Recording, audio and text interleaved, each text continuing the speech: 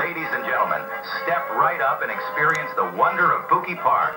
At Pookie Park, you'll enter a world of imagination and adventure like never before. And oh, what a magical place it is. Meet our friendly puppet pals. Our colossal howdy-doody type puppets roam freely and are here to make your visit unforgettable. You can play with them, have a chat, and they'll even sit with you while you enjoy a tasty treat. But beware, when the park siren sounds, it's time to run for your lives. The chase is on. Excitement is at a whole new level when the puppets start chasing you. Stay on your toes, because if they catch you, you might just become one of them forever. Frozen in puppet glory, living an eternal life of strings and wooden whimsy. It's a transformation like no other, but don't let that frighten you. It's all in the spirit of fun. Just look at the joy on their faces as they run for dear life from these massive marionettes. You can hear the laughter and the screams of sheer terror. Oh yes, they're big. They're a tad bit intimidating, but that's the magic of Pookie Park. Our customers can't help but return, no matter how frightened they may be. It's a unique experience that brings families closer together. Quite literally, we've had countless customers confess that they've never felt so attached. Join the puppet parade and become part of the spectacle that draws thousands of visitors from far and wide. But folks, be ready, because when that siren wails, it's time to move. Can you outrun the lively puppets and escape their magic? It's a one-of-a-kind adventure that'll have your heart racing, but don't let the fear deter you. The thrill of escape is what makes Pookie Park so memorable. Pookie Park isn't just about puppets. We've got thrilling rides, delicious snacks, and fun games for the kids, ensuring endless laughter and joy. And when you're thirsty, our top-notch soda jerks are ready to serve you the finest refreshments, perfect for quenching your thirst after a day of excitement. There's something for everyone. Embrace the adventure and face your fears. It could be a lifetime of strings attached, but who could resist such a captivating adventure? Gather your family and join us at Pookie Park, where the magic of imagination meets the thrill of escape. Make memories you'll cherish for a lifetime.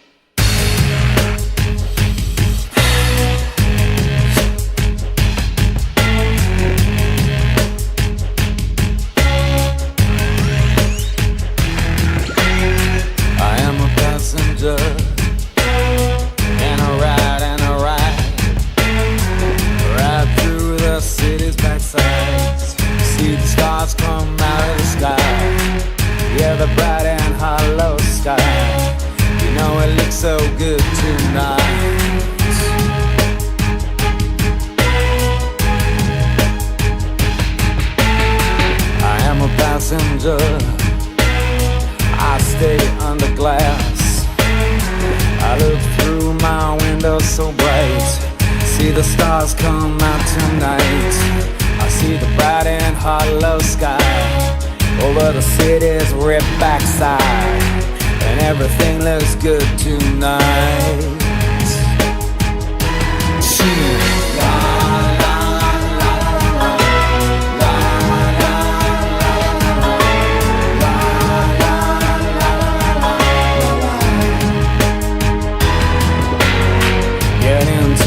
car. We'll be the passengers. We'll ride through the city at night. See the city's whip backside. See the bright and hollow sky. See the stars that shine so bright. Stars made for us tonight. Oh, the passenger, how he rides. Oh, the passenger, he rides and he rides. He looks through his window. What does he see? He sees a bright and hollow sky. He sees the stars come out tonight. He sees the city's ripped backside. He sees the winding ocean drive. And everything was made for you and me. All of it was made for you and me. It just belongs to you and me. So let's take a ride, see what's mine.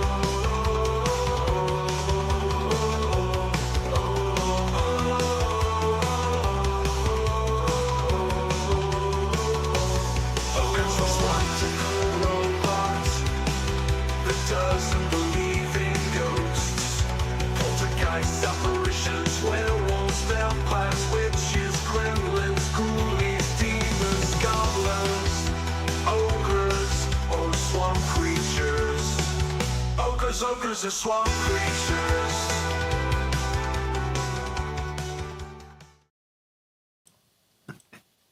Ogres are swamp creatures. It is catchy, isn't it? It is. Every time. I look forward to it. Hello, everybody. Thank Welcome. you very much for joining us today. I am Luigi Greenberg, and this is Skeptical Robot, a show that is dedicated to debunking the paranormal. With me, as always, is the Horny Corny. Sorry, I didn't have a lot of time to think of a good one. That'll work. Hey, Corndiff, how you doing, buddy? howdy. Glad to be here. I Hello, am everyone. glad to have you. Let's see here. I'm messing with my sound a little bit. All right. You can hear me okay? Yeah. Loud and clear. Fantastic. Well, I think I think I speak for everyone, and that we want to make this not too long of an episode because we all want to see Mike Tyson bite Jake Paul's cheek off live on Netflix, or at least hear about it. And but today's topic is the Perron family haunting, and if you don't know already, it was the basis of the movie The Conjuring, the first one. And but before we get to that story, Corndiff, could you please briefly summarize the Amityville horror story for the audience? Yep. Family had a dog that was suicidal. All right. I just got to ask every time. I'll come up with an answer every time. You know, I actually had had lunch with someone recently and was trying to tell them about it, and I was like, "Yeah, it's 8 hours about this story, and if you ever heard of it, blah blah blah blah blah." They looked at me like I was insane. I mean, really, I was like, "No, just give it a shot," and they're like, "Yeah, okay, sure." I could just tell they were completely humoring me and trying to get me to shut up. I was like, There's no "Fine." way in hell they're going to look at it, is there? Of course not, you know. And I was, or spend 8 hours listening to it. I was like, what they don't know is there's actually a documentary out there that's 11 hours. I cut out all the good stuff or the stuff that I thought was kind of boring. Anyway, Wow. hey, you know, here's actually one thing that I cut out that I didn't think was interesting, but maybe I'll just say it now. Is that before Ronald DeFeo killed his father, his parents had split up in the 60s. And no, wait, it might have been the late 50s. And his mom caught his dad cheating, and he somehow, through his mob connections, wrote a song for her and got it published by a famous artist named, God, I really should have had this prepared, but the name of the song is called The Real Thing, and you can buy it on a record. Ronald DeFeo's father was a songwriter and actually had this song made, and that won his wife back, and then they were both murdered by their kid. Holy shit. I was like, I don't know that that's really something I want to include in the story because we were just focusing on ghosts, but the more I thought about it, that is interesting.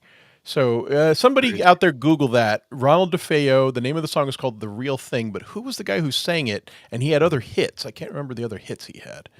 But now I kind of regret not talking about that. That would have been an interesting part of the story. So anyway, so tell me, Corndiff, what do you know about the Perron family haunting? By that name, I know nothing. I don't recognize that name at all. Okay. And you know what? Actually, there's another interesting aspect to this story is that the let's just call it the Conjuring house. Is that easier to talk about? The Conjuring? Now that story I recognize. Okay. Yeah. Okay, so that's the Perron family? Yes. And so did you see the first Conjuring movie? I did. Oh, it's pretty scary, right? Yes, it was a good one. It was a good one. Got pretty dark in some weird areas. And it actually had some I'm not a big fan of the jump scare. I tend to think it's a cheap way to get an attention's an audience's attention. But that one actually had a couple of really good jump scares that I'm going to tell you got me. They got me good. Yeah.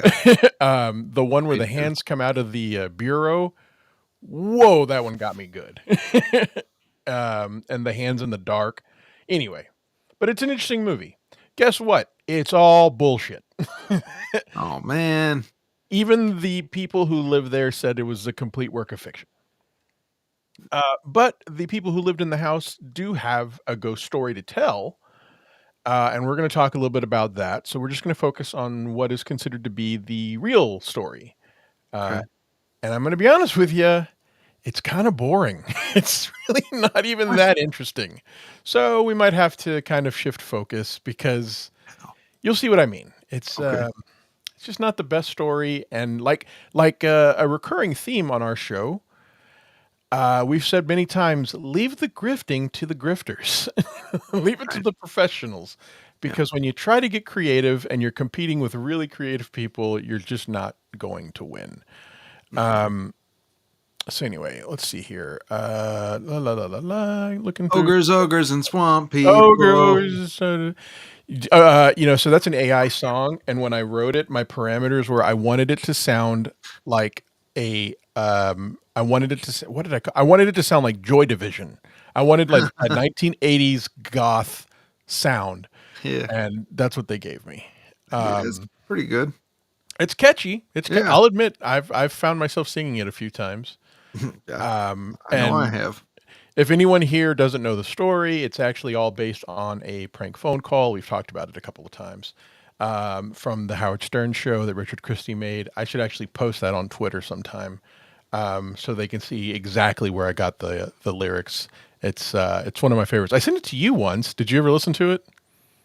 I don't know if I saw that. Yeah. But yeah, I sent you the call that it was based on.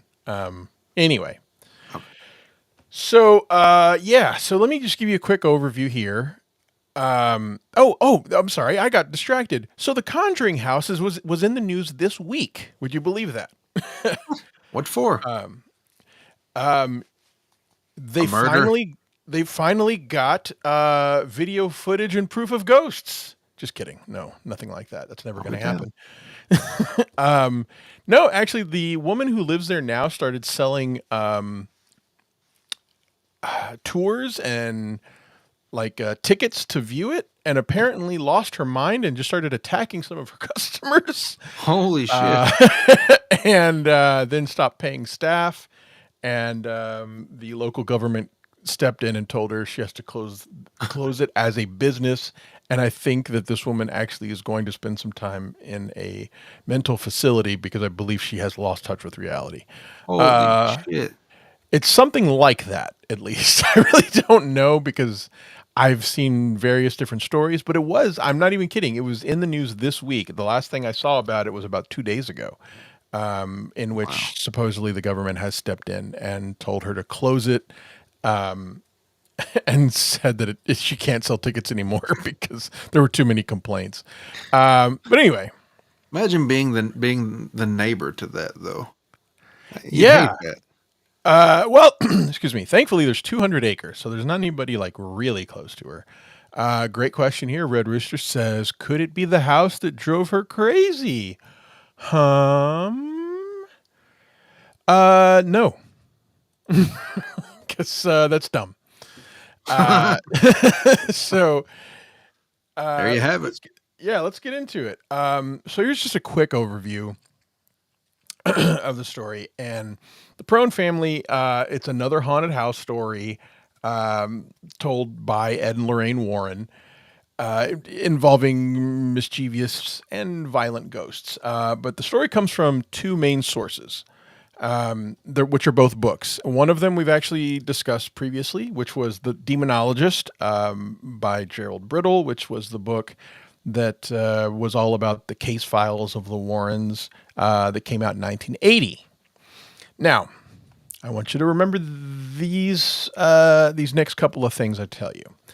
The story begins in 1971. So the movie The Conjuring, it takes place in 1971. Okay. Now, 71. Now, I told you that there were two sources for where this story comes from. One is The Demonologist, written in 1980, 9 years later. Okay? Okay. The second source, it was a book written by one of the kids. There was a husband and wife and 5 daughters. And one of the daughters decided to write a book. It is called House of Darkness, House of Light. Her name is Andrea Perron, and it was published in 2011, 40 years after this story supposedly happened. And they never felt the need to talk about it until 40 years later. Tisk, tisk, tisk. Why? Did they say why? Why then? Why now? Or then? Guess what? They did.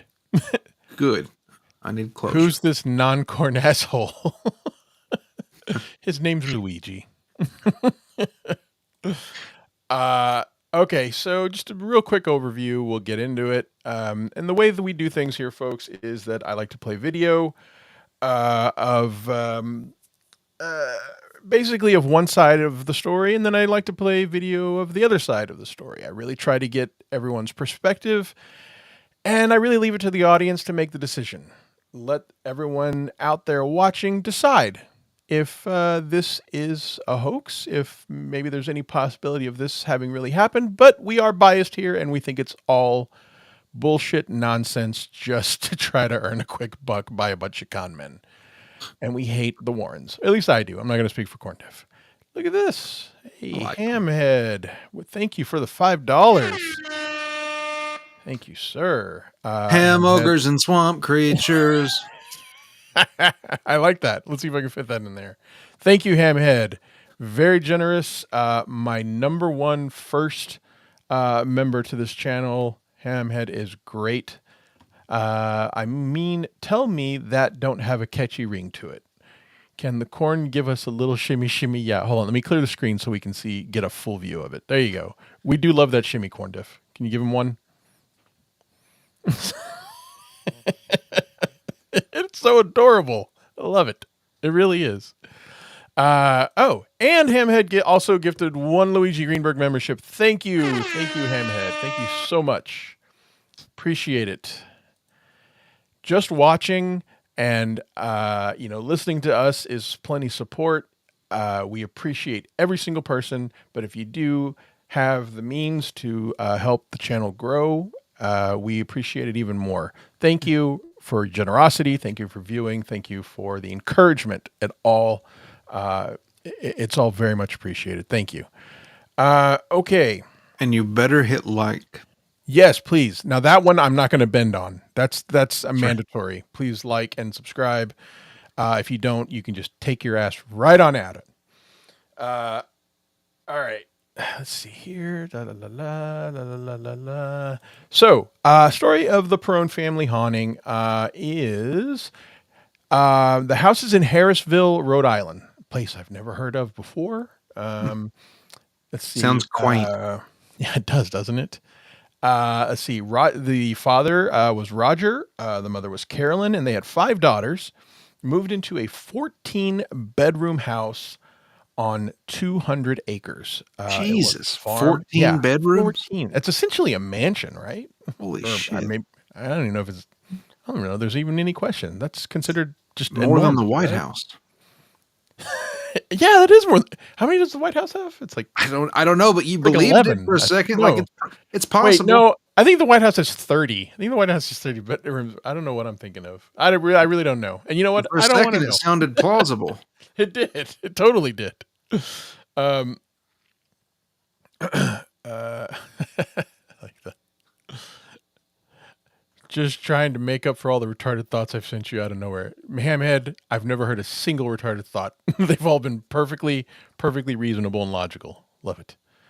All right. Let's see here. So depending on what source you reference, the story begins with Roger speaking to someone as they're moving in on the day that they move in. I've heard it described as the previous owner. I've also heard it described as a nearby neighbor who gave Roger Perron. Okay, you'll see what I mean here. Who just said this statement: "Do your family a favor and leave the lights on at night." That's what he said. Now, that sounds almost like a threat, man. It does. It absolutely does. But also at the same time, it's one of those meaningless statements, like we talked about with Lorraine Warren, who just made the comment of, "This is as close to hell as I ever want to get," which, without understanding the context of how close you are to hell, means nothing and is a completely ridiculous statement that actually makes no real logical thought or provides no logical thought. And so, do your family a favor and leave the lights on. So what's funny is that someone says this, and this is going to come back to this story, so this is the only reason I'm mentioning it, is that you're right. It could sound like a threat. But when you hear the context of it, it also might be a completely benign, innocuous statement that an old man who can't see at night might say. Yeah. So you're right, but it was interpreted as a warning regarding the supposed spirits that occupied the house. But so they claimed that they moved into this house. There were visible ghosts that randomly appeared. Specifically, there was a woman with a broken neck and terrifying facial features that was seen and gave warnings about impending doom. But also really like harmless stuff, such as like items going missing, specifically brooms. They claimed that these That's ghosts annoying. would hide brooms from them. 14 rooms. That could be quite a few brooms. And also, it could just be a misplaced broom, or it could be you're living with 5, young teenagers at some point. Maybe they just don't feel like cleaning, and they're like, "Fucking ghost, hit the broom again, mom." It's. I would totally have tried. Meanwhile, they're like hiding brooms between the walls and shit. Exactly. And like just like silly things like scraping sounds, or as what did Ed Warren call it? Magical scraping. Do you remember that? Yeah. And phones. They say that phones would levitate and slam down into their receivers. Well, that's cool. I've never heard of that. Anything doing that. Let's see. Blue lights traveling through the home. Wait, like an orb? Yes, like an orb. And supposedly they would make right angles. Like you would see light go one direction and then make a complete adjustment right angle turn. At like a 90-degree turn, I should say. And whatever. It's just nonsense. And so there were smells of rotting flesh, beds lifting. One daughter claims that there was a voice calling her to a well that was in the cellar. So like mean shit, but also some of the girls claimed that there was also a spirit that was really nice to them and would kiss them as they went to sleep. It's kind of all over the place and also a little creepy. Yeah. Yeah.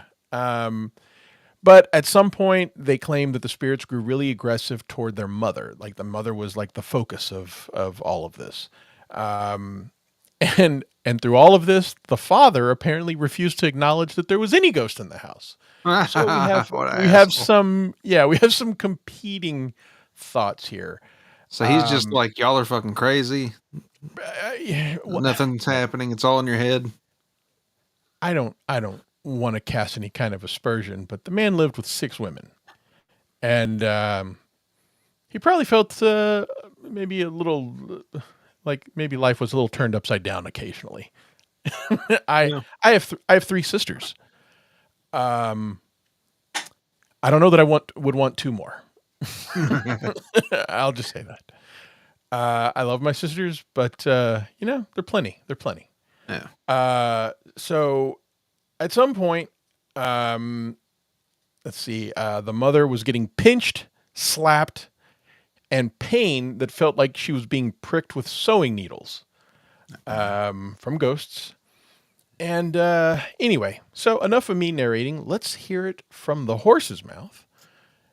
And let's see what Miss Andrea Perron has to say for herself. Now, I talked a little bit about... I talked a little bit about how there aren't a lot of sources for this. She wrote a book and did a little bit of a tour. But one thing that is a little interesting about this is...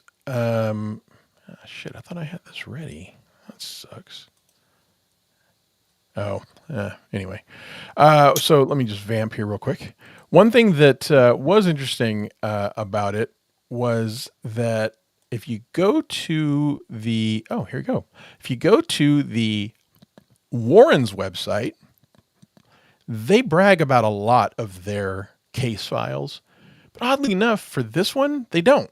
There's not a lot of information. There's a little bit here, but wonder why. Just not a lot to go on. And I really think we can surmise why that is because there's just not a lot of information, and it was all...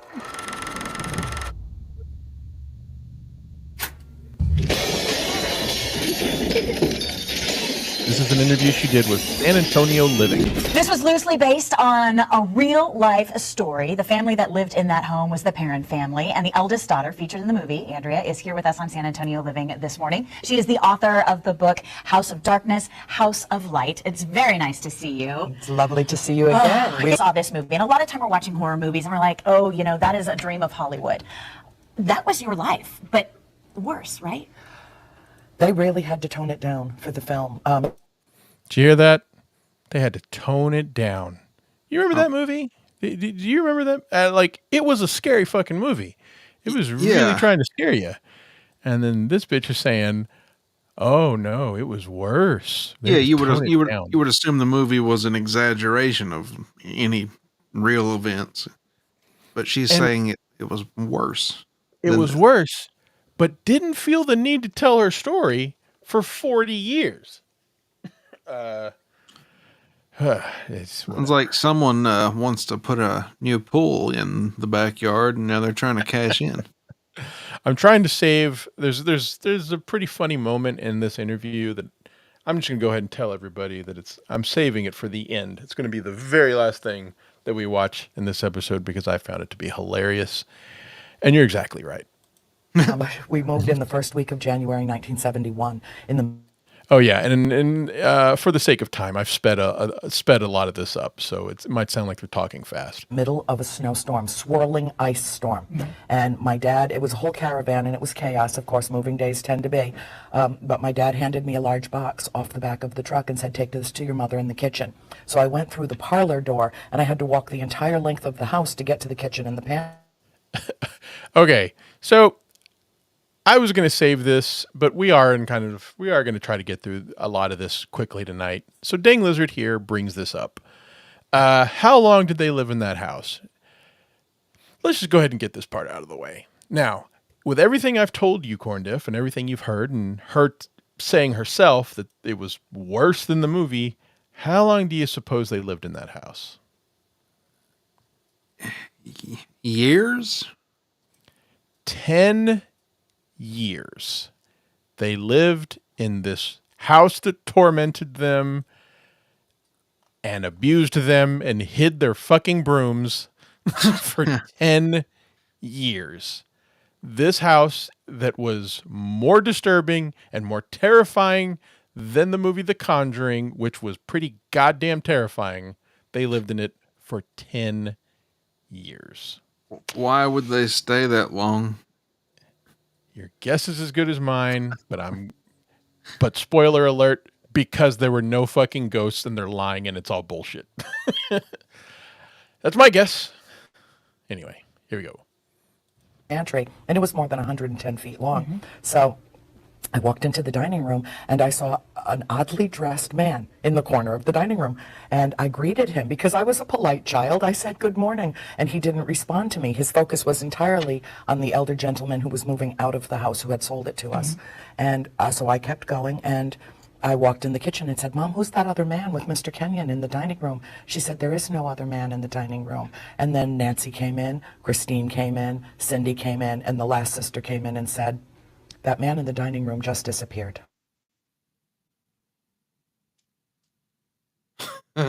So immediately you knew that something was up with the house. And then my darling little sister Cindy crawled into bed with me. She said, "Annie, can I sleep with you?" I said, "Sure." I pulled the quilt back and let her in. She snuggled up real close and she said, "I hear voices in my room and they're all talking at once, but they're all saying the same thing." And I asked her, "What are they saying?" And she said, "There are 7 dead soldiers buried in the wall." What about the history of the house? What were you... All right. So I've mentioned this before. I don't know what a ghost's job is. I don't know what they have on their agenda day to day, or what their to-do list is, or what they're trying to accomplish. But if you're a child, let's say the age of 7 or 8 or whatever, she's describing, and a ghost says there's 7 dead soldiers in the walls of your house, as a 7 or 8-year-old, I think I would have probably had the wherewithal to ask, "What do you want me to do with that information, ghost person?" Yeah. It's like, tell me more. Are they dangerous? Are they angry? What's my role in this that I need to know that? Nothing ever makes sense with ghost stories. Whatever.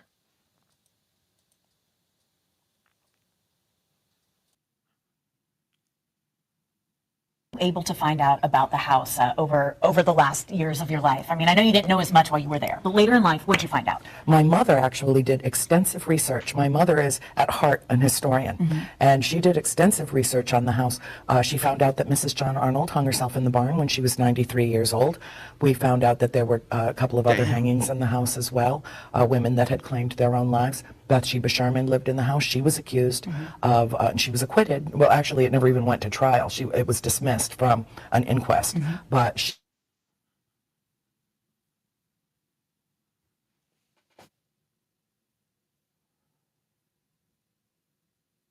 Oh, you're muted, I think. Oh, Jesus. Man, I was on such a good roll of catching myself. Fuck me. Red Rooster, yes, I might give you a chance to explain it. Maybe we'll save this for members only, but let's get through this and let's see if maybe there is anything that even needs to be explained once we're all done. she had a child, an infant in her care that died, and they found that a needle had been impaled at the base of its skull, and it had died of convulsions. So even though she was exonerated from that at the inquest, in the court of public opinion, the accusation stuck, and she was tried and convicted and lived a miserable life. For her entire life, she lived to be in her 70s, which was old for her. Hamhead, gifting another Luigi Greenberg membership. Thank you very much, Hamhead. Appreciate it. Hope you are enjoying the show. We appreciate everything. Thank you so much. Let's see who got the Grizzlehorn got that. Oh, wait. And you know what? We didn't say who got the last one. Who got the last one? Last one, Shmuel Buckman. Shmuel Buckman got the last one. Yes, thank you very much. Okay, let's see. See if we can stomach this lady anymore. For her time, and that black cloud hung over her in life and after death. So you got to the point where all these spirits were really making it a very scary place to live. And in the movie, you saw that the Warrens came into play and they came to the house. Did that happen in real life? Yes, it did actually. They didn't move in with us as was portrayed in the film, and there was no exorcism conducted in the house. A priest came with them. They decided that it was important that my mother was oppressed by a spirit, and my mother was changing radically, dramatically, even though it was gradually over a period of time. She began dressing in vintage clothing. She started. I just want everyone to absorb that. She used all these adjectives. She changed dramatically, grammatically, drastically, gradually, because she wore vintage clothing. She changed grammatically. Even. I don't know. I made that one up, but I forget all the ones she used. I think she said that though. Oh, you really think she did? I think she. I mean, well, you made a believer out of me with your confidence, at least. Oh, I think it actually happened. I was getting you back for making me think that it had more more rooms in the White House. Yeah, that's just. Anyway, I don't believe anything this lady's saying, of course, because it's all silly.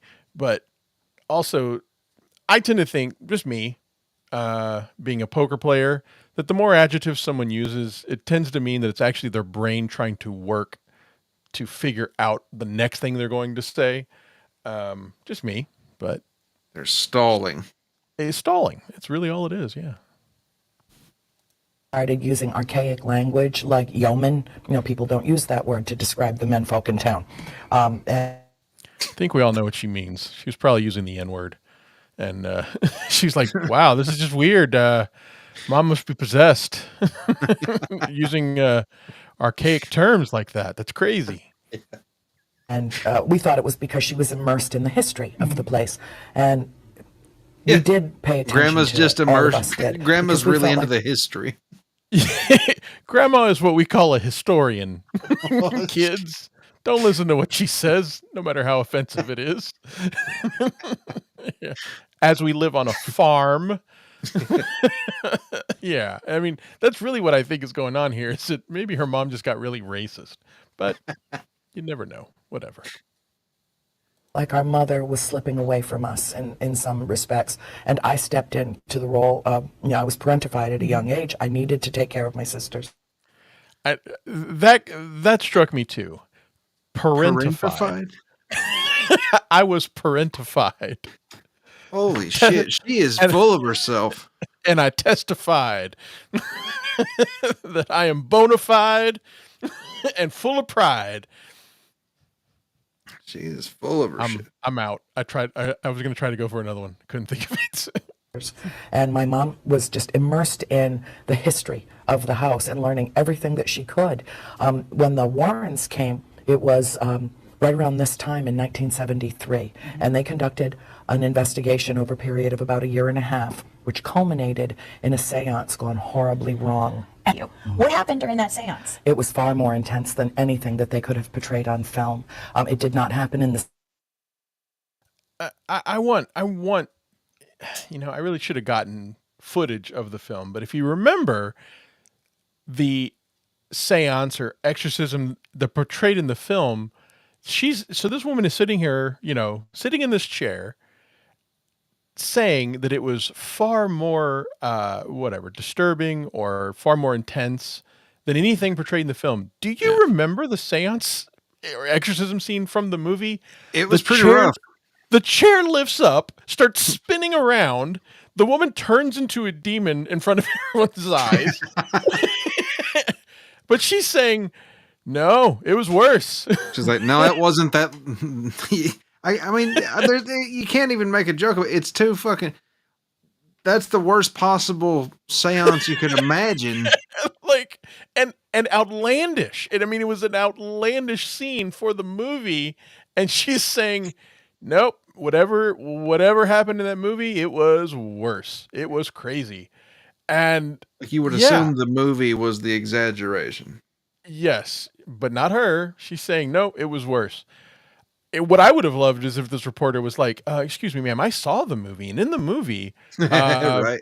They had to chain her to a chair because she was too crazy. The chair lifted up about 5 feet in the air, spun in circles, vertical circles, and then they put a bag over her face to which she ripped through and was a completely different person and looked like a flesh-eating monster. Now, I want to ask you to repeat yourself. You're saying it was worse than this. I mean, it's just so silly. The cellar, it happened in the dining room, and I knew from that moment, I was never one to believe in demons. I knew evil existed, but and I still don't know exactly what a demon is, but I will tell you that they brought a priest and a medium with them to the house, a full technical crew that were trying to film this event, and they inadvertently opened a door that they could. Red Rooster, I actually like that Mothman movie. I thought that was a pretty cool movie. You know, I don't believe it's a true story, but I loved the concept of a winged creature who made telephone calls to people. I couldn't tell you why, but I just loved that movie because I kept thinking there's a winged creature holding a phone on the other side of those phone calls. And that was enough for me. It was theater of the mind, and I loved it. Could not close. The medium invited the spirits in, and with them came something which attacked my mother. Okay, so let's, thank you, Mandy Diff. Look at that. We have some love, Corndiff, from Mandy Diff. Thank you, Mandy Diff. So let's evaluate that for just a second here. What do you think of this woman's credibility so far? Not much. Okay, we can go. I think she's got some sort of agenda. I haven't quite figured out what it is yet. Oh, you haven't? Well, let me solve that one for you. Money. Uh-oh. There we go. All right, on to the next thing. Okay. we could probably stop here. Yeah. So here is Andrea Perron's version of the story that she is actually telling. It looks like some kind of business conference that she's at. I'm not exactly sure, but she's telling an audience. There's an audience who's very interested in what she has to say. This was bigger, stronger, and more powerful than any of us had ever had a sense of, and none of us moved into that house thinking, ooh. And again, I just can't stand it, so I tried my best to just speed through it. So If there's anything that people can't understand, just let me know. I'll back up. I wonder if it's haunted. We were little kids. That concept never occurred to us. My parents are both Virgos, very sensible, very pragmatic, very intelligent. Okay, you caught on to that. You laughed at that. I heard you. Yeah. Okay, now what does that statement say to you? Says she's a fucking hoodoo hippie or something. I don't know. She's into mystical shit. Yes, exactly. That she is predisposed, as that's what I'll say, Yeah. predisposed to believe something spiritual. And that's and I'm happy that you caught on to that, because it's exactly what I thought was, wait a minute. So she's going to use this and say, in trying to defend her credibility with something of a spiritual nature, going to use something else of a spiritual nature. And I was like, no. Okay, we're not dealing with a fully rational person here who's going to start talking about astrological signs as her defense to her credibility. No, doesn't work. Can't use that Intelligent, card. very scientifically based people, both of them. And it took a while for my father to accept the fact that the house was haunted. But meanwhile, my mother was going through incredible... Dang lizard. Okay, great question. He says, they opened a door they could not close. So can you see the open door today? They left a doorstop on it, and they forgot to take it out. That's all that happened. And a bunch of demons came through. Kaijus, gremlins, swamp creatures. Ogres? Ogres? I don't know why I stumbled on ogre. Yes. Why did only one demon come through? Turns out, it wasn't just one. It was several. But like every other fucking story about haunted houses, no two people can ever agree on the same source of this, of who the spirits are or their origin story. And guess why that is? Because it's made up. Because it's all made up nonsense. Yeah. What to believe. Hamhead. Kaijus. Kentucky Jews. I like that. I might have to make that happen. All right, let's listen to what else. Zelda, was that her name? Was that the ghost lady from Poltergeist? It was Zelda. It was. I think so. It was Zelda, or I think that might have been her real name. Oh, it may be. Yeah. Yeah, but yeah. Coming to the light. All are welcome. I just want to hear her say that. Incredible turmoil, and my sisters were having experiences of their own. I was having experiences of my own. We could see that my mother was troubled I added the fancy by something, light to and keep so it we did not impose what was happening with us, the Classy. 5 girls, on her. Instead, my sisters would come crawl into bed with me at night, sometimes crying, sometimes trembling, and would cuddle up to me and say, Annie, there are voices in my room, and something's moving my bed. There are voices. And they all talk at once, and they all say the same thing. And that's my little sister, Cindy, 8 years old. There are 7 dead soldiers buried in your wall. There's that line. There's that line again. It's just so... It's extra.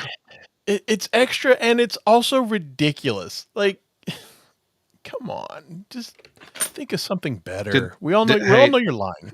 Did they find the bodies? No, there's no bodies. No one's found them yet? Okay. It turns out someone was playing a joke on them, and there were 7 G.I. Joe action figures in their wall.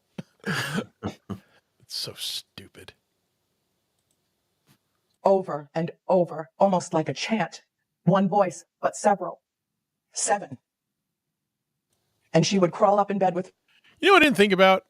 What's that? I should have planned ahead, and that we should have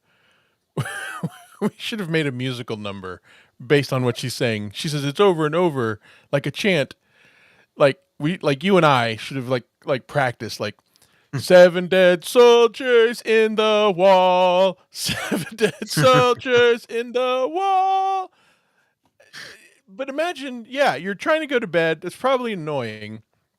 But at the same time, I would be forced to ask, what am I supposed to do about it? Right. What do you want me to do, Mr. Ghost? What is your job and what is my job? Please, let's lay out everyone's responsibilities accordingly. Not aware. What am I supposed to do? A lot of options. Yeah. Also, I'm a child. I'm 8 years old. I would like to know a little bit more about who I'm dealing with. Thank you, Mr. Ghost. With me and cuddle up next to me and say, just keep me safe, I'm so afraid. And then she would come to me and say, Annie, there's a little girl that walks through my bedroom. She's tiny. She's maybe 7 dead soldiers and a little girl. 7 dead soldiers and a little girl walking through my bed. Take one down, pass it around. 6 dead soldiers in my whatever. I don't know. I'm not musical. 4 or 5 years old. And she'd walk through the bedroom. She'd come out of the eaves. She'd walk through the bedroom and she'd go into the closet with the chimney. And she wouldn't say anything. She would just pass through. But when she'd okay. Pass right through? Yeah. Doesn't that actually kind of sound kind of like comical? Like if you just look, Yeah. you look over and there's a kid going, sup? and walks through a wall. Like, It's that very sounds like pretty funny to me. Not very scary. Casper like. Yeah. Wait, so the ghost doesn't bother me. I don't bother it. And it just walks through on its way to go somewhere. I think we could probably, accommodate that. Sure. Make this work. But I will say, it's probably scary the first couple of times. Or if you're eating and you're just like entertaining guests. What the fuck? There's a kid to walk. Oh, I'm sorry. Don't mind her. She's just walking through. She's got somewhere to be. Yeah. Ghost stuff. Other times she was dressed. She was emaciated. There was nothing left to her. And she was Because she's a ghost and she's dead. Yeah, that'll wearing a happen. beautiful, beautiful green velvet full-length dress. That was what she was buried in. Oh, yeah, let's clarify this. Okay. Dang Lizard. Okay, so you're saying that you thought these came through a portal because of a seance. Not yet. She was giving the full overview of the full story, but we haven't really laid out all the details yet. But the seance actually happens a little bit later. All the ghosts supposedly were already there. That's why they had the seance. Oh, excuse me. I'm sorry. Okay. I crammed my face full of Arby's right before we went on the air. And I don't have to explain to you what that does to your intestines and insides. But yeah, so, and you're right also that, maybe I should have even addressed this because none of it lines up. None of the story lines up at all. Mm-hmm. We could say that it was because of a seance. The story's going to go the same way because it's all just bullshit and none of the timelines align. But I'm getting annoyed with this lady here. And she's been there forever.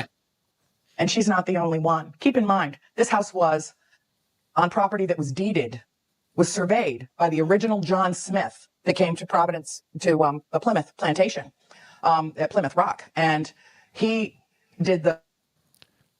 Hold on here. The John Smith? Yeah, the... Oh, wait, her voice has changed.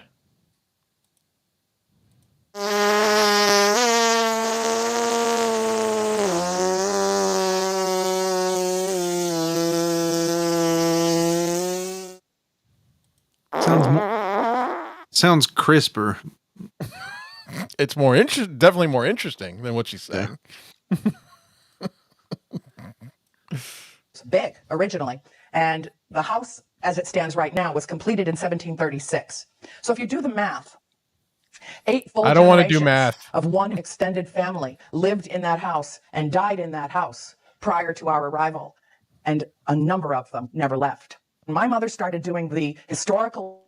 Okay, so this is actually, all that was just bullshit, just to say that they did what they called historical research to know that there were apparently a lot of people that died in the house. And that their theory is that a lot of those people who died in the house are still there. Okay. Now what she's going to talk about is her mom. her mom did a lot of that historical research to learn just who owned the house and the deaths surrounding the house. But I feel like it is a little important element of the story to keep in mind for something else that happens a little bit later. Research, she always said, they're not just passing through. These people are somehow attached to this piece of property. And she began a very exhaustive, extensive research process trying to determine who had lived in the house, how long they had lived in the house, when they died, where they died, and why they're still there. We found out that the man that was leaning up in the corner of the parlor, the dining room when we moved in, is very likely Johnny Arnold, who crawled up into the eaves of my bedroom and drank horse liniment and killed himself and died an extremely excruciating death. I know she didn't mean to cross like timeline paths there, but it is funny to hear her say, this guy crawled up into my bedroom and killed himself by drinking, I don't know what a horse liniment is. At first, I don't either. I thought she said horse. I thought she said urine at first, but I was like, I don't think that'd kill you. But it is just funny. She's now crossing like these timeline contexts where she's saying, okay, yeah, it happened 300 years ago, but it happened in my bedroom. But also, we don't know that happened either. So fuck off. You're an idiot. And then there's little Prudence Arnold, who was murdered by a farmhand. She was 11 years old. She doesn't know she's dead. Oh. That right there is the shit I can't stand. I don't like that. I do not like that. I don't like when living humans do it to each other and you tell someone else that you know what they're thinking. Yeah. I hate that shit. So now we're talking about what a dead person is thinking. She doesn't know that she's dead. Like, there's so many layers of understanding that we have to pierce through to get to that level. I don't think you did it, lady.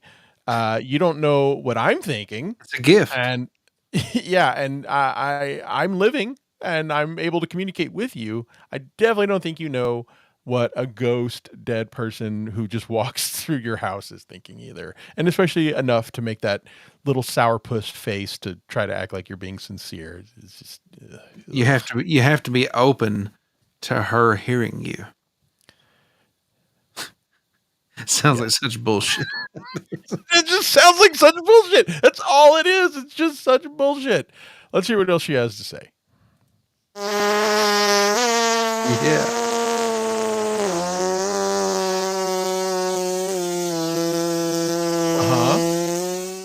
That's the director's cut. I agree. Wait, what was that? Okay. Wait. Oh, no, I thought you said... It's just such nonsense. To this property. Time does not exist for them. It's an irrelevant notion for us. It's just how we measure our time on this planet. And we made it up because we had to have some way of saying, we're here for this. But for the spirits, they have absolutely no notion of time.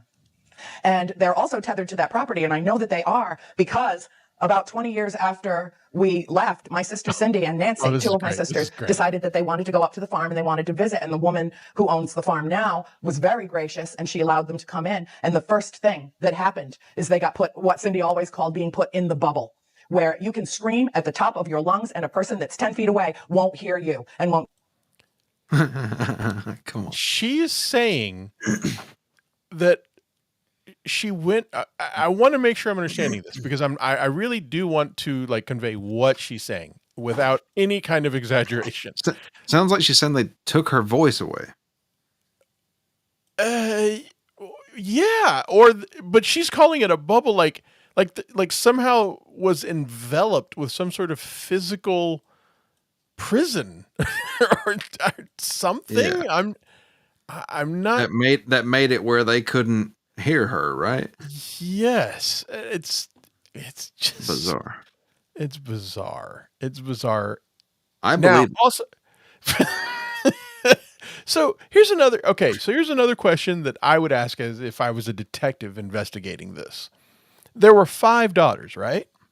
Why did only one of them feel the need to write a book? And 40 years later, I guess the others married well. The other ones forgot about it. They're like, what? We had a ghost? I don't remember that. That's bullshit. It's stupid. Oh, yeah. Good old Andy Perron Her name's Andrea. Andy, she was the one who said she saw shit. Yeah, she's crazy. Fuck her. Won't know that you're in trouble and won't know that you're in distress. And they immediately got put in the bubble and felt hands on their faces and their hair being played with. And they both, without talking to each other, felt it. And the woman who owns the house now was talking to them and they couldn't hear her. It was like Charlie Brown's teacher. Wah, wah, wah, wah. They couldn't even discern what she was saying because they were being spoken to directly by the spirit that was there to protect them from the evil She's presence in that acting house. too And they much. sensed both of them. Yes, this is too much of a performance. Oh my God. Exactly. Why can't That she just is be talking about it? Exactly. That's what I was getting at when I said earlier when she made that sourpuss look on her face. It was like, wait, you're trying to invoke some kind of emotion with that Yeah. face. You know, it's completely performative. It's not convincing. And yeah, and this whole thing about a bubble of dense air. I mean, honestly, well, hold on. I have a bubble of dense air.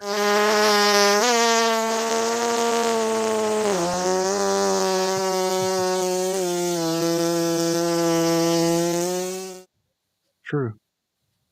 I don't think you heard anything I had to say when I was in that bubble of dense air. No. So maybe she's telling the truth. God, it's you. You're back. Okay, so all that nonsense. So let's ask a couple of logical questions. Red Rooster, this video looks like it's from the 70s. Guess what? I agree with you, but it wasn't. It's from 10 years ago. See, so what's a logical question? When they bought this house, it was already 300 years old. So did the previous owners experience any kind of supernatural activity? Was it actually 300 years old? It really was. It really was. That sounded like an insult. Like, Yeah. when they bought the house, it was already over 300 years old. Like like he just came up with a silly number. Well, so you know what? Okay, so maybe I shouldn't say that. Allegedly, it was 300 years old. Supposedly, it started getting built in the 1700s. It's not, of course, the original of anything, but it got built on and expanded and over time. But yeah, I believe the original structure was supposedly from the 1700s.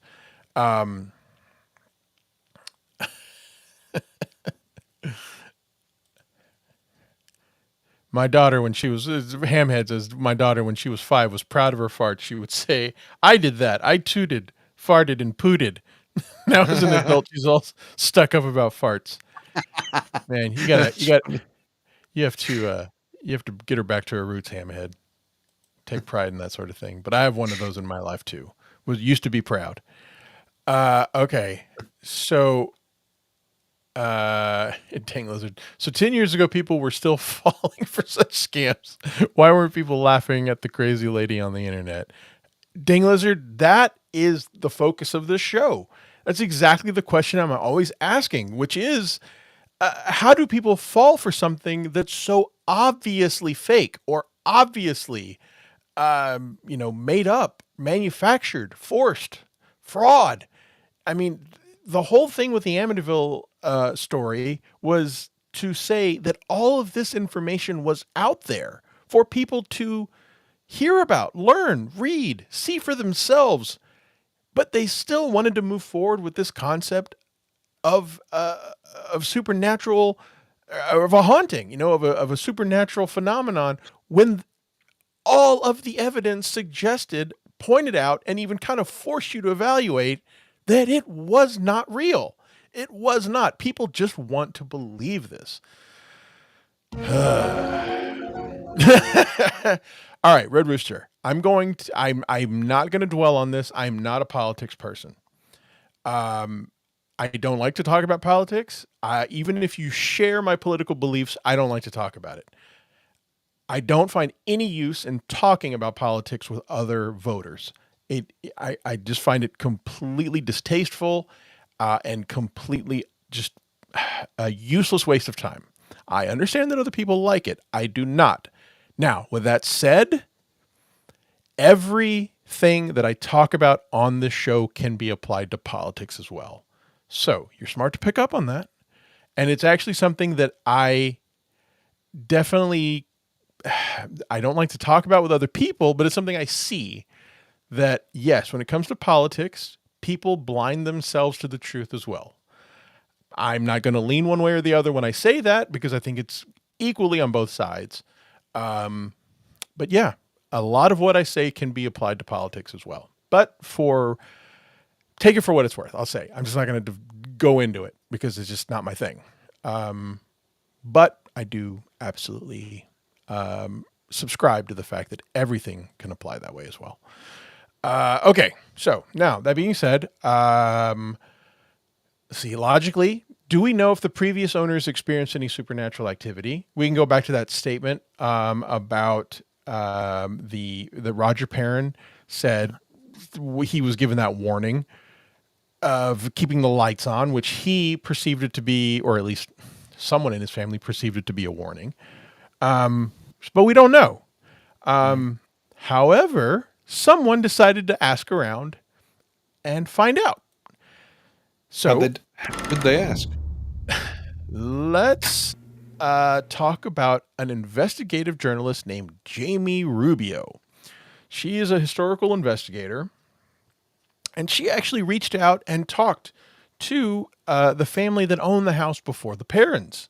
This is her blog. If you can see it, or if you can't, I'll be happy to post it somewhere. This is her main site, www.jamierubiowriter.com. She has a blog about the Conjuring house. It's called deconstructingtheconjuring.blogspot.com. And she did a little bit of digging, and she contacted someone named Pam Kenyon, who was the granddaughter of that guy who supposedly told Roger Perron about keeping the lights on. And he was living at the house when the Perrons moved in, and she asked about the alleged statement made regarding leaving the lights on. And I don't know if this is going to translate well for people who are watching this on their phone. But let's see if it comes through clear. This is her website, Deconstructing the Conjuring. And if you can't read that very well, you know what? Let me just read it out loud, because it does look kind of blurry. So here we go. Roger claimed in a videotaped interview that on the first day, the owner said, "Do your family a favor, keep the lights on at night." According to Pam, that was not true at all. In fact, Pam claimed that her grandfather was a practical New Englander and he didn't believe in anything like that. She said he never had any experiences in that house for the 47 years that he lived there. And if he had said anything along the lines of keeping a light on, it was because he was an elderly man and had to keep a light on to see at night when he walked down the stairs to go to the bathroom, as he could have fallen and broken a bone or worse. If he did say something about the light, it was so that the children wouldn't fall down the narrow stairs in the middle of the night in the dark, trying to get to the restroom. There is a logical explanation here. That is what it says. Okay. So let's go back, or at least, discuss Andrea Perron's thought process or ideas about trying to say that this was some kind of warning. And I guess I'm just recapping here. The granddaughter of this person is saying, no, it's bullshit. And that's all we do here, folks, is we just let you know that there's always someone to say, no, it's bullshit. And they give a reason why. And that's way easier for me to believe than ghosts talking about dead soldiers in the walls. Yeah, that's And, it's easier for most to believe. Yeah. And let's see. What else here? I think I kind of lost my place of what happens after that. But also, I mean, something else to talk about is, so we're talking about, before they bought the house, but also what happened after the Perrons sold the property, after they lived there for 10 years, as we I have imagine whoever moved in there was plagued with problems. plagued with being told about dead soldiers Yeah. in the walls. let's see. Oh, okay. So there's more about Pam Kenyon. Pam Kenyon was like I said, what we just talked about, was the granddaughter of the man who gave that quote unquote warning to Roger Perron. Interestingly enough, Pam Kenyon was there that day, and her recollection of the events were a bit different. Pam, who was an adult when this event occurred, remembered that day vividly. Why? Because Pam was not happy with what happened that moving day. You see, according to Pam, the Perrons decided to move in before her grandfather had even had a chance to move out. Mind you, this was the middle of winter in New England, and so this should have been planned out better. Poor Mr. Kenyon got a knock on the door, and here they are moving in, and he hasn't even moved out. Pam went on to describe how it was her dad, her mom, and others there that day, moving her grandpa's stuff out of the house and the barn. She said there was nothing paranormal going on, and she was there. If Andrea and her sisters saw anyone with Mr. Kenyon, it was more than likely his son, Earl Jr. If you remember her story from earlier where she said that she walked into the kitchen and saw someone eating, and she says it was a ghost. But yeah, bullshit. So let's talk a little bit about what happened after the Perrons sold the property. So the property has been sold a few times, but one of the owners in particular's name is Norma Sutcliffe, and she lived there for over 25 years. She claims she never experienced any supernatural activity, but even more so, she didn't like the claims made by the Perrons, and she created her own YouTube channel to dispute everything that they have to say about the nonsense that they talked about in their book and the movie. And guess what? We have some clips of some of the things she has to say. Nice. Seen or heard anything unusual. But what I found interesting is that the historian actually quoted me. She said my name and then said that when I was asked, I said, there is nothing that ever happened here that couldn't been explained by other means. And she quoted that. And that's how I had always felt. And I thought this was also important to tell you. It also infuriates us to know that so many people believe this, our home, still contains evil or demons or believe ghosts even exist here. It was Carolyn Perron who created the fictitious story about Bathsheba Sherman. The question is, why did she want or need to make these claims? She claimed that Bathsheba had been an Arnold. She was not. That she had lived in our home. She did not.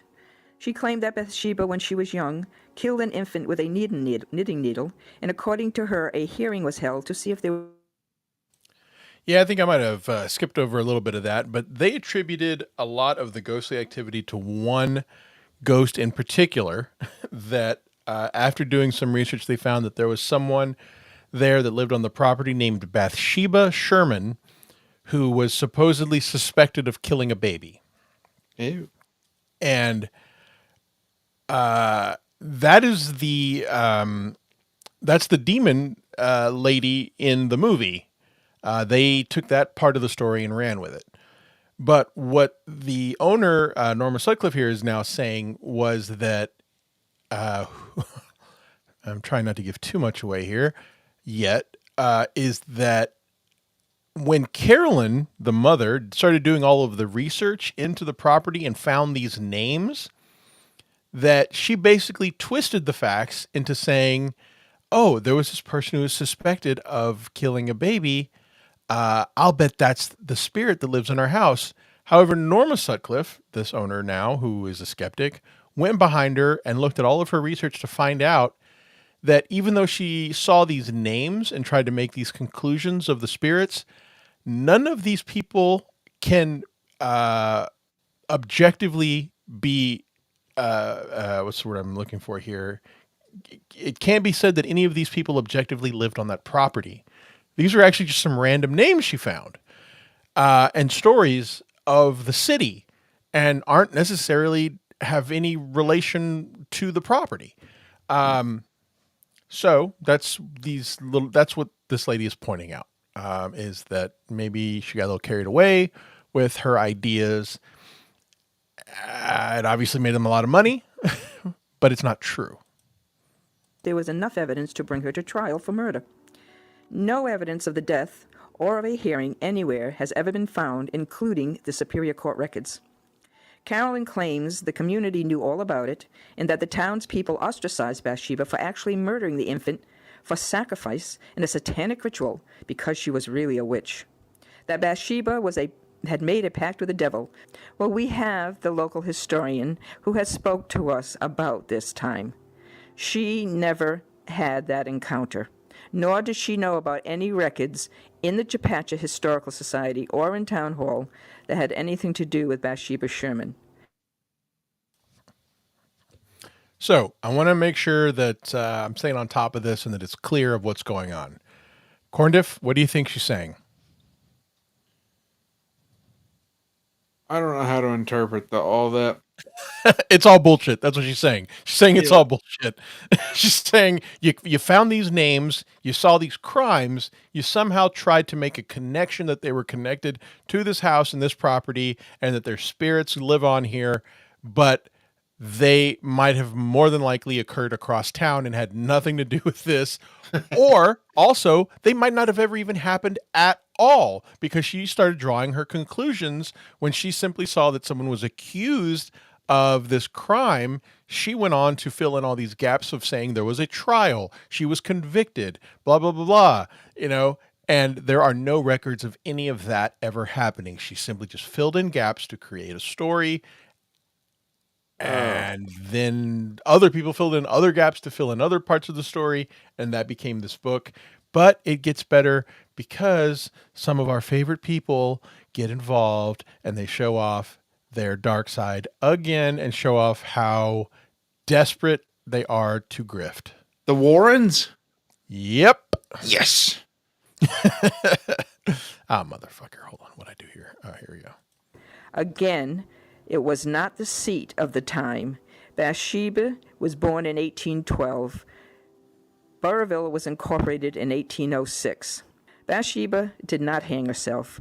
We have the records. Bathsheba died of a stroke in 1885. She had died in her own home of natural causes. So why need to fabricate such tales? She claimed extensive research? I don't think so. What she appeared to have done is read the Black Book of Burrillville, took any name of Arnold, and claimed the deaths happened here in our home. There has never been a suicide, murder, or drowning on our property, even beyond the parents claimed. The Warrens and other paranormal groups claim, of course, that a sudden or violent death is the cause for hauntings. Well, apparently, in all the records we went to, both in Chepachet and Burrillville and Douglas and Uxbridge and Providence, found no connection to any of these violent deaths. In fact, if Carolyn believed the Black Book, she would have seen that Bathsheba was not in the book because she died of natural causes, not from hanging herself, and no claim of a death of an infant from the knitting needles. The Black Book was a list of unusual deaths in Burrillville since 1797 until 1950s, and others were added up until the 1990s. Andrea claims Bathsheba's history was in Chepachet. It was not. Parents claimed Mr. Kenyon, who sold the house to them, did not tell them about the hauntings.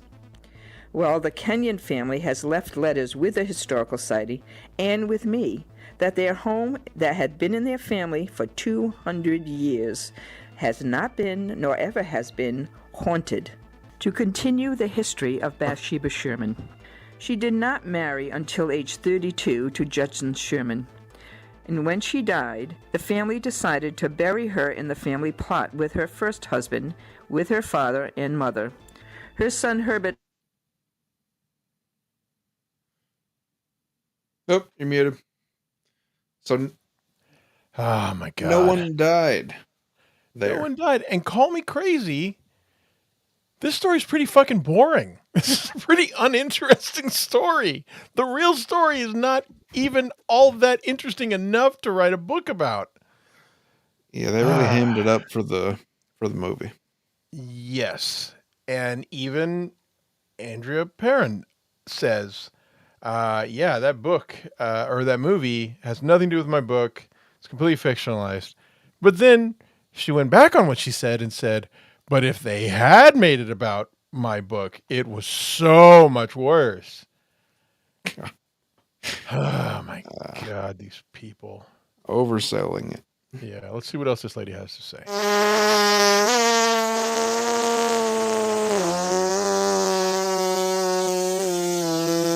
That is the first authentic thing she has said. Yeah, I know, and the most interesting. Everything else has been pretty pointless and just benign until there.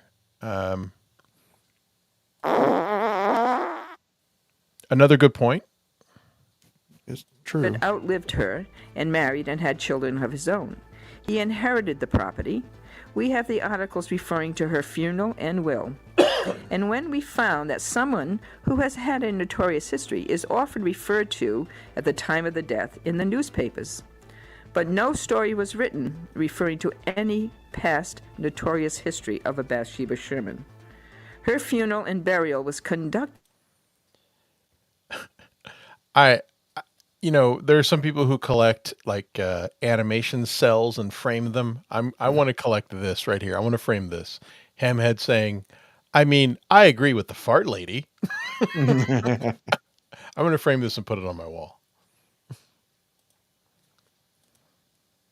By A.H. Granger, a Baptist minister of the First Baptist Church of Providence, well-renowned church, and also conducted its ministry for the Harrisville Baptist Church.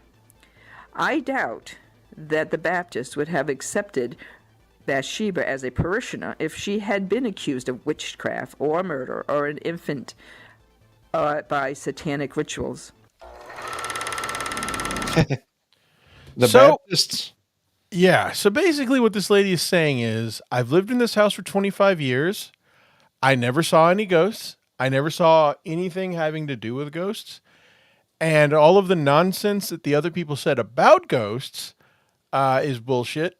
And all of the quote unquote proof or support that they had for saying that there could be ghosts is also bullshit. So, I want to say kudos to this lady. This is someone who's really fighting the good fight. More than likely, she felt forced to do this because there were probably all sorts of, people making pilgrimages to the property and camping out on her lawn, and she has to shoo them off like old raccoons. But regardless, she put a pretty good effort into discrediting all of the claims.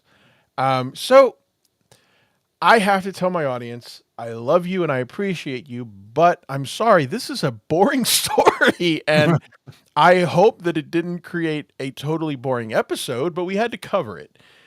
This is just not that interesting. I mean, the more I got into this, I really had to struggle to keep my attention because I was like, this is just dumb. This is silly.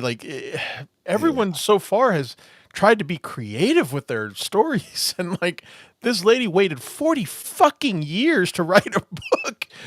And immediately someone comes out and is like, no, that's full of shit. You're full of shit.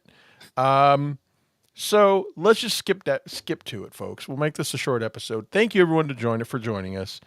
So let's ask this question. So if none of the history or the backstory is applicable to this haunting, where did the story come from? That's a good question. Yeah. Where did all that come from? Let's see if we have an answer to that.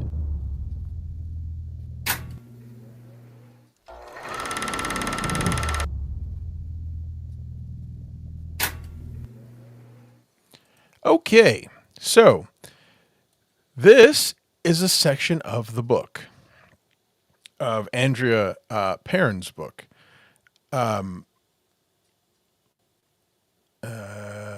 Yeah, you can't read it very well. So let me read this. So this is from her book, House of Darkness, House of Light, blah, blah, blah, House of Bullshit.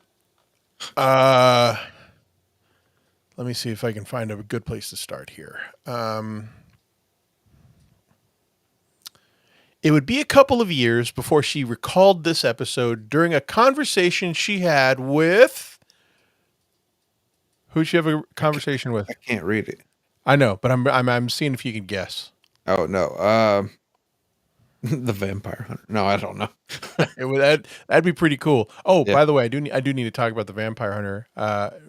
Maybe I did already. I don't remember. Okay. A couple of years before she called this during a conversation with Ed and Lorraine Warren. While Carolyn was displaying her research. Wasn't delay.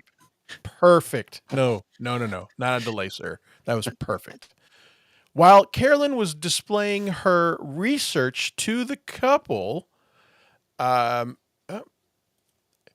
Chops 23, Enfield Poltergeist, next Friday, sir. That is What? going to be the topic of next episode. Nice. Yes. And I'm going to be honest with you, that's probably another boring one because it's, well, actually, no. That one actually has a pretty funny reveal at the end of it. But yes, next episode, Enfield Poltergeist. So let me get back to this real quick. So Carolyn did all that research, that historical research about who died, who committed suicide, who was, killed, blah, blah, blah. And she had this to say.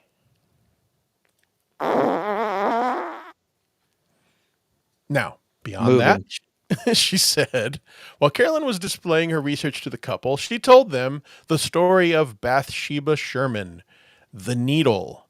Was it even possible? Could it be true? Had the woman taken a weapon with her into the afterlife? Do you remember the thing about the weapon? It was the needle. Yeah, she supposedly killed a baby with that needle. That's where that story came from. But of course, nobody knows if any of that's true. Could she use it from beyond this world, beyond the grave? I'm reading. These are the words. I'm not making any of this up, by the way.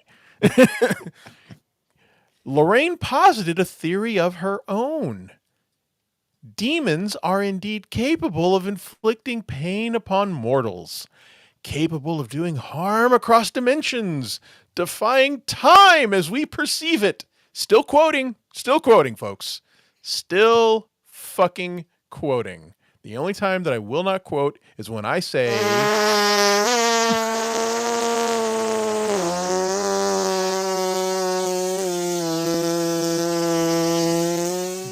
There it is. Or... All right. So, capable of doing harm across dimensions, defying time as we perceive it.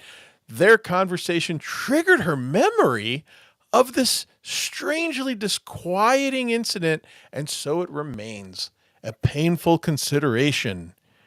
Intuition revealed a likely suspect.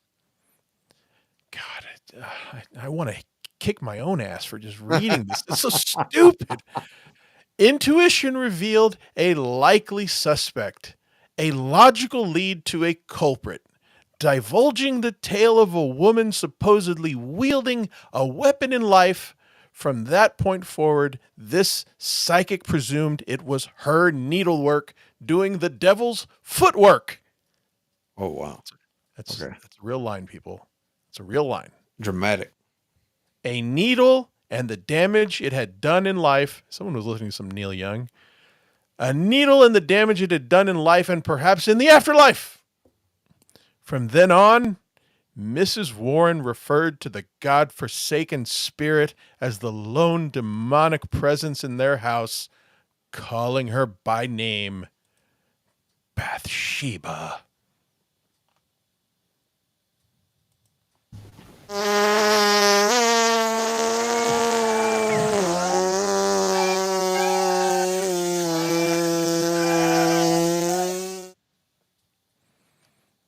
Bullshit.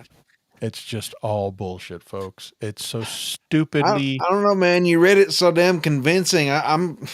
I don't know anymore. When I say it out loud, it is pretty convincing. You know what? End of show.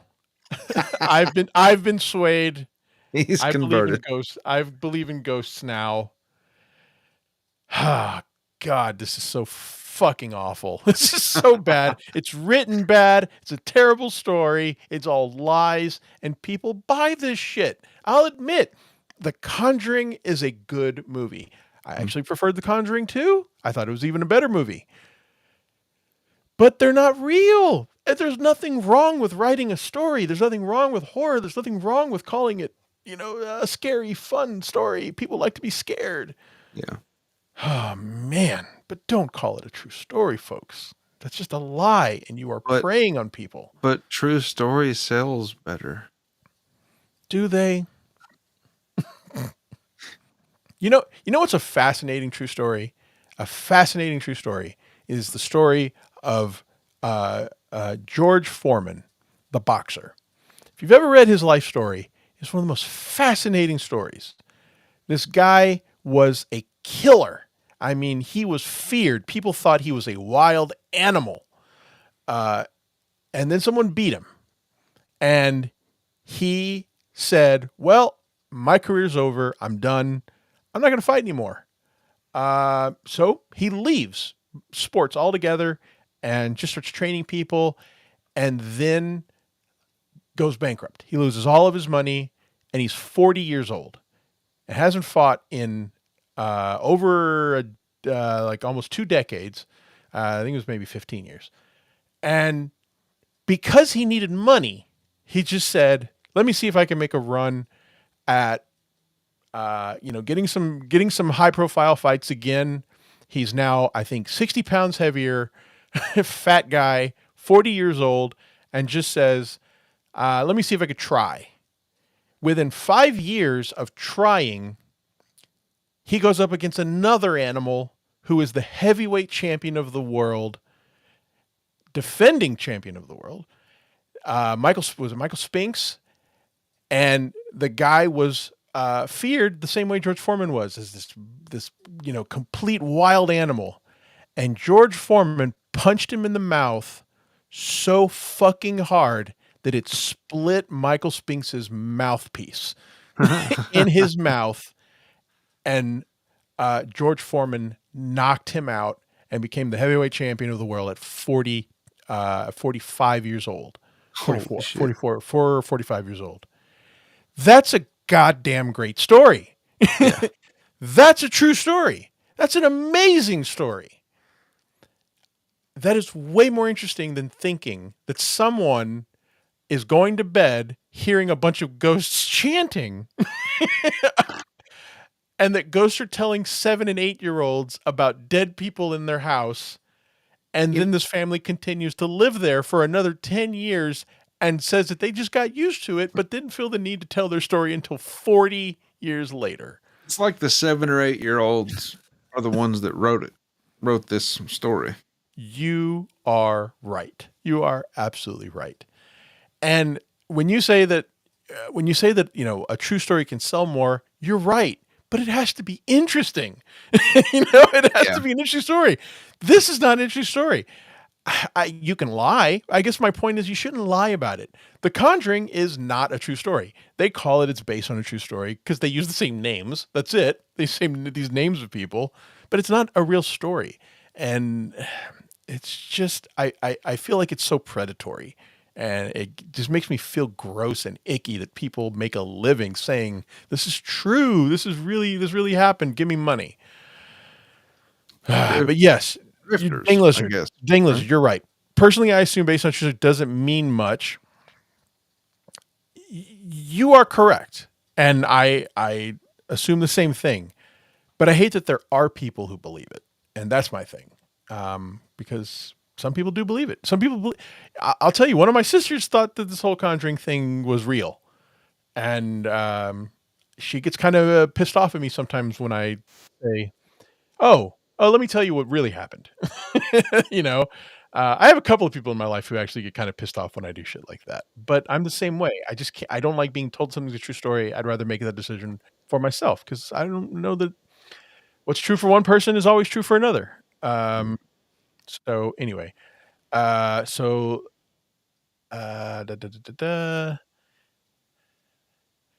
Enfield. Okay, let's see. Cunt shops. Enfield Portugal has an interesting documentary that's made. You're right. There are actually more than one. There are a few. I don't know how to feel about all of them. I'll be honest. There's one actually that I've actually already kind of clipped a little bit of for next week. You know what? I'm just going to say it. Because I thought it'd be funny when we have Corndiff on, because there's a narrator that says, I mean, I'll just tell you, it probably won't even be that big of an impact thing. But this short little documentary starts talking about this haunting, and it shows a girl building Legos, and the guy says, "The haunting started with Legos flying." And that just made me laugh. I was like, Corndiff will laugh at this. So yes, this ghost started by throwing Legos at the little girls. But anyway, that's going to be next week. We're going to talk about that one. That one's a little more interesting than this one, but not by much. Okay, so there's a lot of unanswered questions to Andrea Perron's story. There's no reported hauntings before or after the family moved in. If the hauntings were really as terrifying as Andrea Perron claims in her book that they were, how did the family live there for 10 years? Not even one of them left. There were 7 people living in this house. Not one of them left? Not one of them got fed up with... I mean, you would think the police would have seen something in that time. Or just, I mean, that one of them would just get sick of being chanted at about dead soldiers in the walls or whatever the fuck. And also Andrea claimed that in the book that her family was Christian. Yet there's not any explanation for why they never chose the standard Christian routes of having the house blessed or exorcised. It's a little element they left out of the book. So we are left to ask, why? Why create this story? Let's let Andrea Perron tell you herself.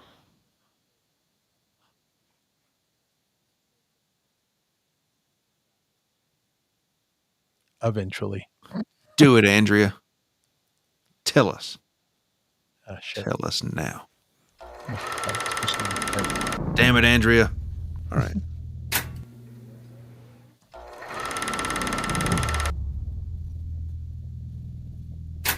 We got down there and Mrs. Warren called. I don't even know how she found us, but she did a couple of months after we were there, and she said, "Carolyn, I want to tell this story, a book, a movie," offered them a boatload of money. And boom. What else needs to be said? What'd she say?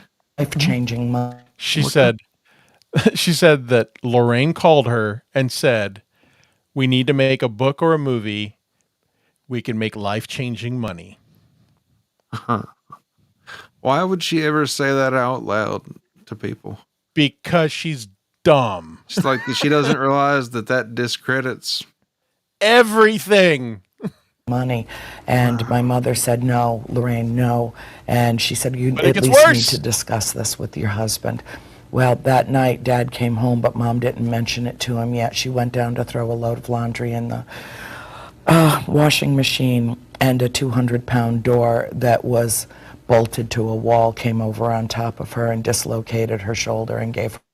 All right. I don't know if that really happened, but I wasn't going to leave it out of the story. She's saying that Lorraine Warren called her mom, said, "Hey, let's make some money. You need to tell your story." And her mom says, "I don't know. Let me think about it."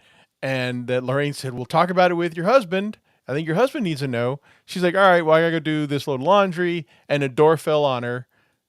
For her concussion. And when Mrs. Warren called back the night... And then Mrs. Warren called back. "Hey, what about that money? You made any decisions about that money? Let's make some money. What's going on with the money?" She said, "Absolutely not, Lorraine. I don't need to discuss this with my husband. Please don't contact me again." Wow. Yeah. All right. So her mom said, "No, I don't want to tell the story. No, I'm good. It's all good. We don't need to tell the story." Even though there's lots of money involved. But then Lorraine's still alive. Mom, I don't know about Mom. But then little Miss Andy Perron here finds out, wait a minute. Mom, they offered us money? Let's hear what she has. Wow. What changed to allow her to have you write the book? It was as if a bell went off in my head and on. That said money. It's as if a bell went off in my head after I heard money. What a fucking dope this lady is to say this on the air, San Antonio living. Like, it's just, how can she be? You know what? What if I told you it gets worse? I'm pausing it only because it gets funnier. Wow. Okay. Yeah. Carry on. August of '07. And interestingly, I didn't even tell my family that I didn't even tell my family I'm writing a book to get the money. I was writing the book because I didn't want to be discouraged. I didn't want to be discouraged. You fucking grifting bitch. Yes, folks. There you have it. That is the story of the. I don't believe her. I don't know if I can believe. Oh, you don't believe that she was grifting? You think? No, I don't. I think she's discredited herself. Exactly. Yeah. She has. I think she has fully discredited herself. So, folks, what do you think? Do you think this is real? Do you think anything about this story actually happened? We just had the writer of the book upon which the Conjuring movie was based say, my mama didn't accept no money, so I came in and I said, I want that money. I'm giving her a stupid voice because I think she's a stupid person. That wasn't anything racial. I just tried to make her sound dumb. Because basically that's what she's doing. She literally just says on here, and I think that, I mean, I have a little credit to that interviewer. That was a great question. What changed to make you think you should write the book now? That's a great question. And she answered it. She said, well, I heard about the money. And then I didn't want to tell anybody else about it because they're going to tell me not to do it because it's all a bunch of fucking lies. But I really wanted that money. So now, did I mention the money? Yeah. All right, folks. Thank you very much for sticking around for this episode 6 of Skeptical Robot. I hope that we have done our job in giving you all of the facts and all of the circumstances surrounding this stupid woman and her stupid story and this ridiculous nonsense that they call the Perron family haunting. It's just so stupid. Okay, let's see. Dang Lizard does make some good points. Let's see. But this is the interesting part. Did the mom tell the Warrens off, but did they contact her later again, or did she go to the Warrens? Well, I could tell you that by that time Ed was gone. But that's a great question. I'd be curious too. Or I'd be curious to know that as well. Regardless, I don't know that it changes anything, but yeah, I guess I'd like to know that myself. It would be kind of funny to think of little, decrepit, frail Lorraine Warren saying, I know we haven't squeezed every penny out of that Conjuring story yet. Let's see if the kids will listen to what I have to say. They got to listen to some sense. There's money here. Come on. I really need this. I need this payday. I'm tired of sucking dicks under a bridge. It's just all lies. It's all lies. It's just every bit of it is just lies. Yes, exactly, Dang Lizard. Just one more grift.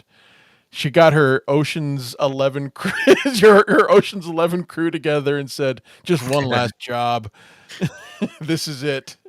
Then I'm one big job to send us off right. I'm off to the big grift in the sky. It's funny. So I didn't think the story was all that interesting because it was, in my opinion, just so obviously fake. And there's all this just, ridiculous stuff. So I actually had something lined up to do in case we ran out of time. But maybe we'll do that at another time because we need to get off the air now. But I wanted to tell you what it was, and it was Ed giving a tour of the Occult Museum, and it's video from the 90s. And it's pretty funny how many times he mentions in this video that he bought stuff at a Halloween shop. Oh no! Another time. Why would you say that out loud? It's like they can't help themselves. It's what there was a movie I saw and I can't think of it, and maybe it was Usual Suspects or something. But I remember someone in the movie saying that a guilty conscience, whether you know it or not, is eventually going to try to tell the truth. And, like you might be doing it unconsciously. It wasn't Usual Suspects. I can't remember what movie it was, but it was some character just saying, eventually you're going to give yourself away because your conscience can't handle it. And Beauty and the Beast. That was the teacup to the candlestick. that was exactly it. It was in a French accent. Mm-hmm. Wait, which one was it was the candlestick was the French accent. Never mind. Sorry. Yeah. The teacup was the Murder She Wrote lady. Chip. Yeah. Oh, okay, Chip. Well, but his mom was the Murder She Wrote lady, Angela Lansbury. Right. I think. I don't know. Anyway, folks, so there you have it. Make the decision for yourself, but if you really think there's a ghost, you're wrong. But make your own decision. Whatever. All right, folks. Thank you. Maybe that's what it is. Maybe it was Monk. Dang Lizard, I'm actually a big Monk fan. That very well could have been it. I do watch a lot of Monk. The time capsule episode. The time capsule episode. Wow, I'm blanking on that episode, but no, I'm a big Monk fan. I do watch a lot of Monk, or I did anyway. I randomly do. Okay, so let's get out of here. We all want to go see the fight. Some part of me kind of hopes something really bad happens live on Netflix. I'd love to see it if it does. But please plug whatever you like, Corndiff, and we will get out of here. Just at Corndiff on YouTube. Yeah, you can find me there. We do a show Tuesday, Wednesday, and Sunday. Awesome. And I'm actually going to be on the air in about 2 hours for a members only Chugsta? What? Who's Hugh Beaumont? I know it's an old actor, but I can't remember. What are we? Who are we quoting that wants to suck Hugh Beaumont? I thought he was quoting either Blue Iris or Angela Lansbury, but either one could be fine. Yes, I'm going to be on the air on Hackright's channel in about 2 hours. We are doing a members only show devoted to Blue Iris. You weren't a Stern fan, Corndiff, but do you know who Blue Iris is? I do not. Blue Iris was a character on the Howard Stern show. Okay, it was Blue Iris. All right, thanks, Chucksta. Yes, we're going to be talking Blue Iris in 2 hours. Members only. Please, would love for everyone to be there who can. Blue Iris was a senior citizen porn star who would go on the Howard Stern show. And there is no way for me to describe it in a way that will make you laugh, but she was the funniest person ever. I mean, literally, I can't hear her voice without losing my mind laughing because she had this very, very unfeminine voice and tried to be sexy with it. And she was also 65 years old, I believe. Shit. And it's funny as I say it out loud. There's nothing about it that actually has comedy value, but when you see it, you just know it, and it is so goddamn funny. And she's been dead for a long time, and I still laugh. I still laugh at it. It's so great. Anyway, yes, we're going to be doing a tribute, watching a documentary that was made about Blue Iris. On Hackright's channel. It's going to be members only. And also please check out on Sundays, Unboxing Eric, Sundays on Hackright's channel at 10 p.m. Eastern, 9 p.m. Central. And the episode tonight is going to also be 10 p.m. Eastern, 9 p.m. Central. Let's see. Oh God. Yeah. All right. Cunt Chops gets it. Loved Iris. God bless her. 60 cigarettes a day. Sexy voice. Can I put my finger in your ass? That was something she said, and there was an audio drop of it. Episode name is Monk and the Very, Very Old Man. That does sound familiar now that I think about it. I will check that out. Dang Lizard, big Monk fan. Didn't like the movie, though. If you saw the movie that came out about a year ago, it was fucking terrible, and I really hated that. And I think they should make another one to make up for it. So, all right, guys, thank you very much to everyone out there for your support, for your chats. Every little bit of it is so incredibly appreciated. To Hamhead, who sent in a super chat and also gifted 2 memberships. Thank you so much. I love every one of you. Still working on a good sign off. Hey, Corndiff, could you look up a motivational chat before we go? Sorry, I should have warned you on that. That is my bad. Hold on 1 second here. I'm so sorry. For a second.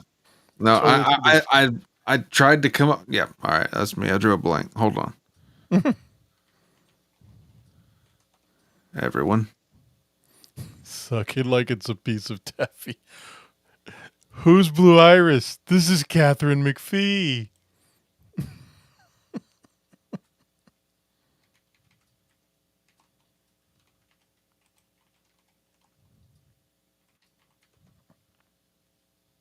It's going to be worth it.